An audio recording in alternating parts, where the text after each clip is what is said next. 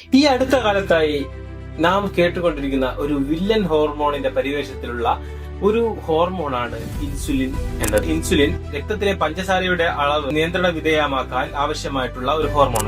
എന്നാൽ ഈ ഇൻസുലിന് മറ്റൊരു വശം കൂടെയുണ്ട്. ഇൻസുലിൻ ഒരു ഗ്രോത്ത് ഫാക്ടർ കൂടെയാണ്. അതായത് നമ്മുടെ ശരീരത്തിലെ ചില കോശങ്ങളുടെ വളർച്ചയ്ക്ക് ഇൻസുലിൻ അത്യന്താപേക്ഷിതമാണ്. ഇതിൽ ചിലതരം ക്യാൻസർ കോശങ്ങൾ പോലും പെടും. ടൈപ്പ് 2 ഡയബറ്റീസ് ഉള്ള ആളുകൾക്ക് ശരീരത്തിൽ ഇൻസുലിൻ കൂടുതലായിട്ട് കാണാറുണ്ട്. ഹൈപ്പർ ഇൻസുലിനീമിയ കാണാറുണ്ട്. ശരീരത്തിൽ ഇൻസുലിൻ റെസിസ്റ്റൻസ് ഉണ്ടെങ്കിൽ രക്തത്തിൽ ഇൻസുലിന്റെ അളവ് കൂടുതലായി കാണാറുണ്ട്. ഗ്രോത്ത് പ്രൊമോട്ടിംഗ് പ്രോപ്പർട്ടി ഉള്ളതിനാൽ തന്നെ ശരീരത്തിൽ ഒരുപാട് ഇൻസുലിൻ ഉണ്ടായി കഴിഞ്ഞാൽ അത് ക്യാൻസർ കോശങ്ങൾ വളരുന്നതിന് വഴിവെക്കാറുമുണ്ട്. ഇതിനായി നാം പ്രത്യേകം ശ്രദ്ധിക്കേണ്ടത് ശരീരഭാരം കുറക്കുക, രക്തത്തിലെ പഞ്ചസാരയുടെ അളവ് നിയന്ത്രിക്കുക.